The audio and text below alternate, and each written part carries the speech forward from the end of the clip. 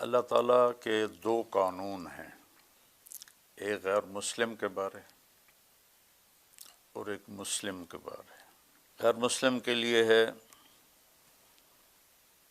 ذرہم یأکلوا ویتمتعوا ویلہہم الامل فسوف یعلمون، ذرنی ومن خلقت وحیدا وجعلت له مالا ممدودا وبنین شہودا ومہدت له تمہیدا، ذرنی والمکذبین اولی النعمت ومہلہم قلیلا۔ ایسی کئی آیات ہیں، میں نے صرف 3 آیات جی آپ کے سامنے پیش کی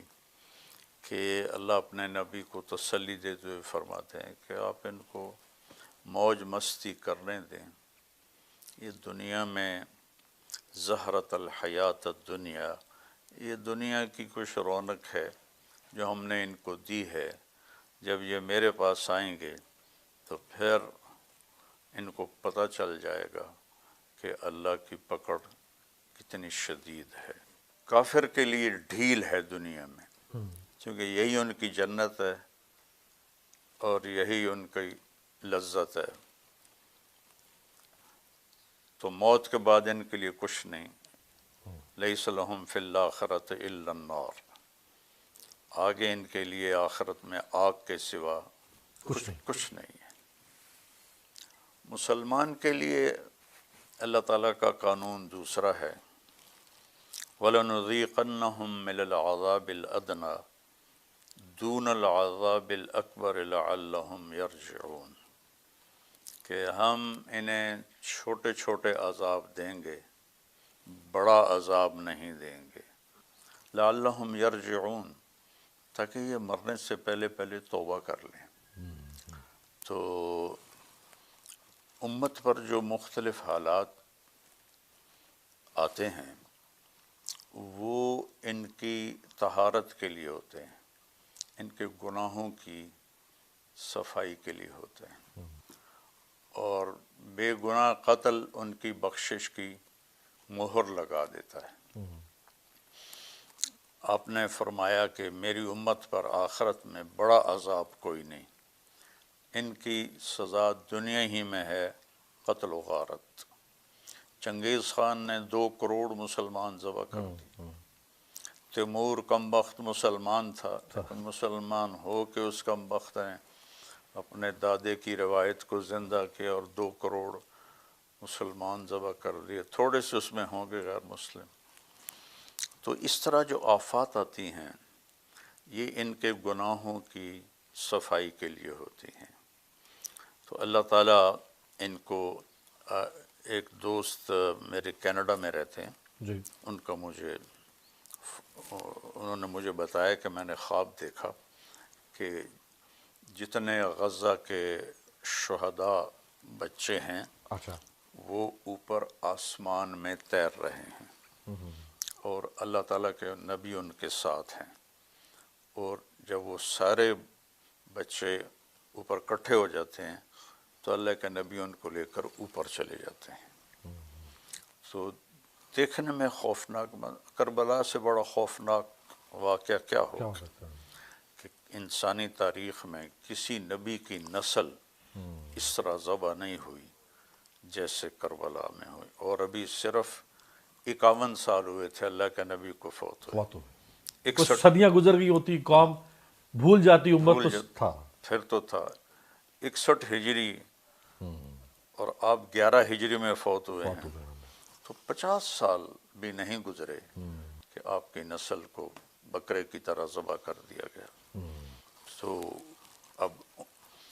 ان کے لیے تو یہ نہیں کہا جا سکتا کہ ان کے گناہوں کی سزا ہے، وہ جنت کے وارث ہستیاں تھیں۔ تو اس طرح مسلمانوں پر جو تکلیف آتی ہے عام طور پر وہ ان کی نافرمانیوں کو صاف کرنے کے لیے ہوتی ہے، اور غیر مسلم کو جو اللہ چھوٹ دیتا ہے وہ ان کو یہیں ان کی لذتیں پوری کروا دیتا ہے، اور آگے پھر وہ ہمیشہ کے لیے آگ ہے۔ تو مولانا صاحب بڑی خوبصورت آپ نے اس کی تشریح فرمائی، بہت خوبصورت، لیکن جس دور میں ہم جی رہے ہوں اس دور میں اگر ظلم ہو رہا ہو اس طرح کا اور مسلمان طاقتیں ہوں، 56 اسلامی ملک ہوں، ایک سے بڑھ کر ایک ترم خان ملک ہو، کسی کے پاس تیل کی دولت، کسی کے پاس کوئی اور دولت، اور وہ کچھ نہ کر پائیں، اس پہ کیا فرمائیں گے؟ اللہ کے نبی کا فرمان ہے یوشک الامم ان تداعى علیکم کما تداعى الآکلۃ الی قصعتها، ایک زمانہ آنے والا ہے جب قومیں تمہیں اس طرح تقسیم کریں گی جیسے کھانے کے پیالے پر کھانا تقسیم ہوتا ہے۔ عرب میں دستور ہے، سب کٹھے کھاتے ہیں بڑے بڑے تھالوں میں، اب بھی وہ دستور ہے کہ ان کو بڑے تھال ہوتے تھال ہیں، ہوتے ہیں، اس میں سارے کٹھے، آؤ بھائی تعال تعال، تو کہا تمہارے ساتھ یہ حشر ہونے والا ہے۔ تو صحابہ نے پوچھا اب من قلت نحن یومئذ یا رسول اللہ، یا رسول اللہ کیا ہم بہت تھوڑے ہو جائیں گے اس وقت؟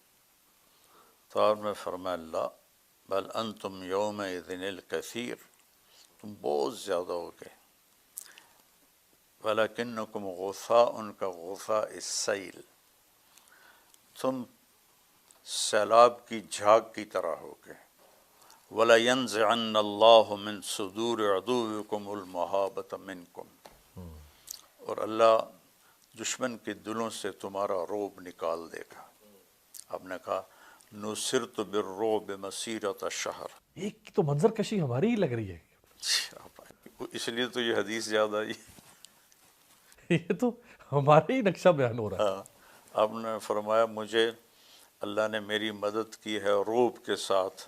کہ 1 مہینے کی مسافت تک میرا رعب پڑ جاتا ہے۔ وَلَيَنزِعَنَّ اللَّهُ مِن صُدُورِ عَدُوِّكُمُ الْمَهَابَةَ مِنْكُمْ، اللہ دشمن کے دلوں سے تمہارا خوف نکال دے گا۔ وَلَيَقْذِفَنَّ فِي قُلُوبِكُمُ الْوَهْنَ، اور تمہارے دلوں میں اللہ وہن ڈال دے گا۔ تو صحابہ نے پوچھا مل وہن یا رسول اللہ، یا رسول اللہ وہن کیا ہوتا ہے؟ تو آپ نے فرمایا حب الدنیا